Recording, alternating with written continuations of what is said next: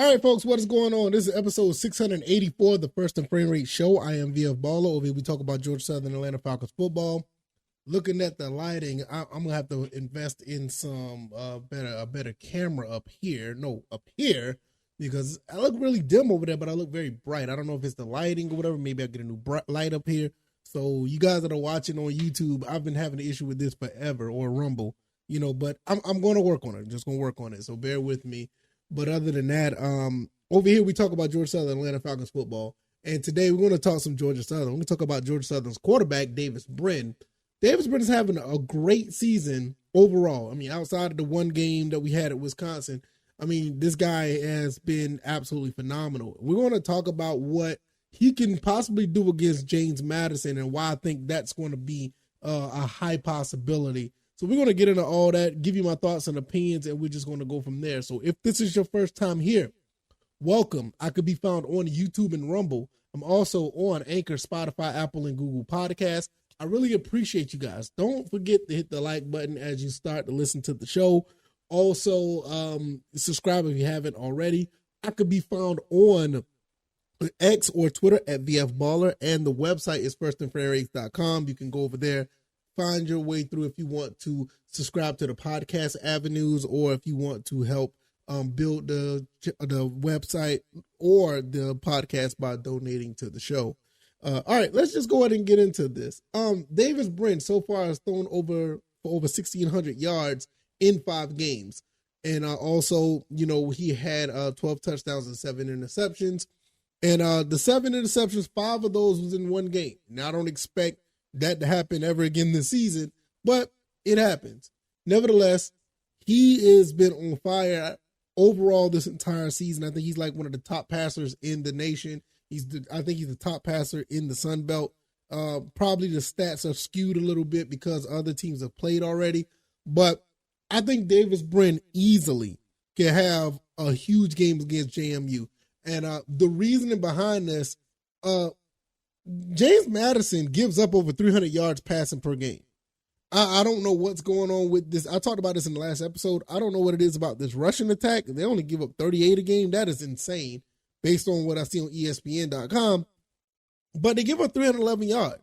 And that bodes very well for Georgia Southern because we like one of the top passing, we're one of the big passing machines in the country.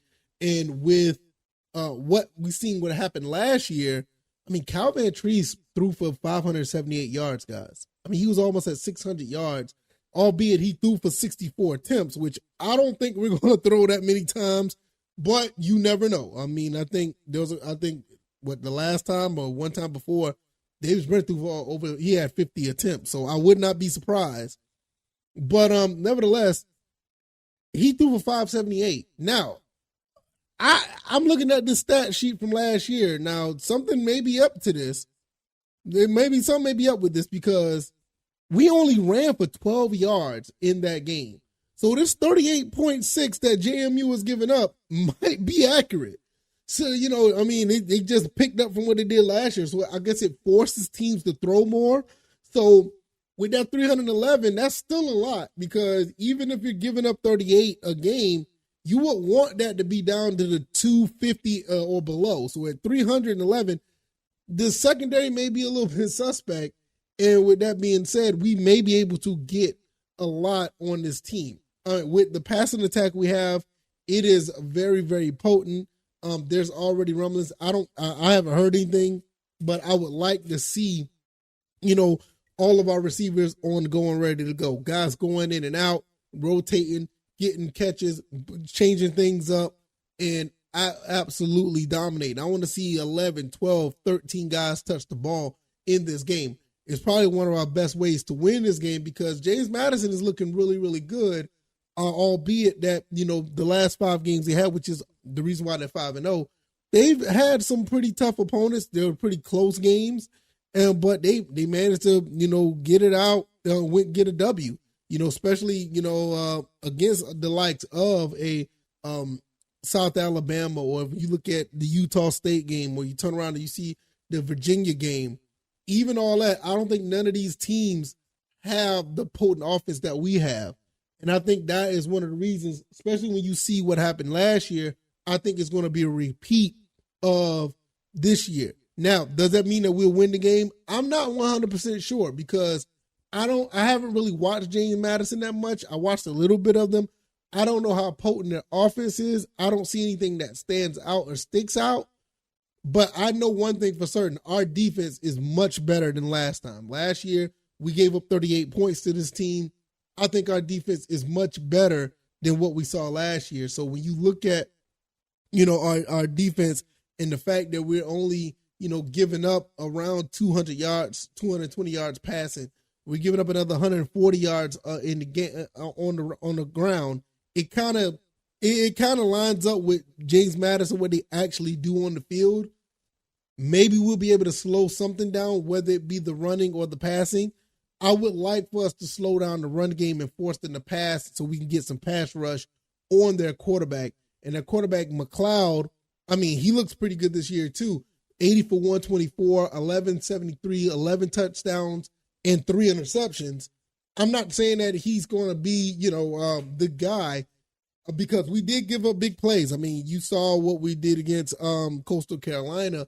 We did look pretty good. I felt like we was going to win that game all in all, but Grayson McCall was able to make things happen. I'm not saying McLeod is Grayson McCall, but we are susceptible to give up some plays. Now, the other thing about that I will say is that we intercepted Grayson McCall 4 times. So this is another thing that I say, that this defense is actually a lot better than advertised. If we can get a couple of turnovers in this game and we have the offense rocking and rolling like we normally do, I think we can win this game. You got to understand, this last game that we had against them, it was basically went down to the wire and we ended up winning by 7 points. If we get a turnover here or there, we may be in luck. I think the last game, this is the thing. Centerio threw 3 interceptions last game, and it still was a 7-point game. Now, this is the thing. I think that our defense is a little bit more tighter than it was last year. Even though they do 3 interceptions, I think our defense is much better, especially at stopping the run and tackling. I think that's one thing that really helped us. So in all 3 guys who did get an interception last year, unfortunately they're no longer here. Brod, Wilson, and Springer. Springer graduated. Brod went to West Virginia, and I think Wilson went to Minnesota, I think. those guys have moved on. They obviously moved on, but you see what I mean. They also got a fumble recovery as well. So we got some turnovers in the game. It's just that we weren't able to actually make things up to separate ourselves from the game. I think in this situation, I think we'll be able to do something a little bit more. We will do something a little bit more dynamic. I think turnovers in this game, whether it be for us or against us, could be detrimental. One thing I will say overall, Davis Brin has been excellent with the ball. His intermediate passing game, which I don't really like to compare these two.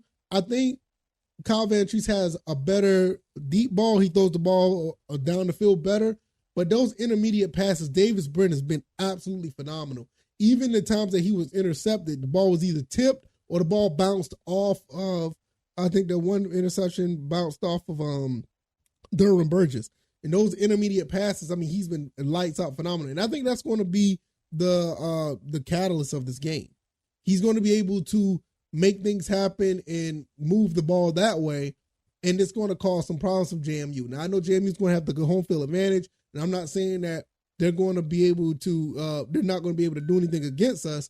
All I'm saying is I feel like the way that the stats say, as far as them not able to stop the pass, throwing for over 300 yards, they're damn good against the run. So that could balance out. But the way our passing attack is, I feel that Davis Brin could have a big game. Does that mean that we're going to win? I don't know. But I see Davis Brin going for over 400 yards. I see that easily.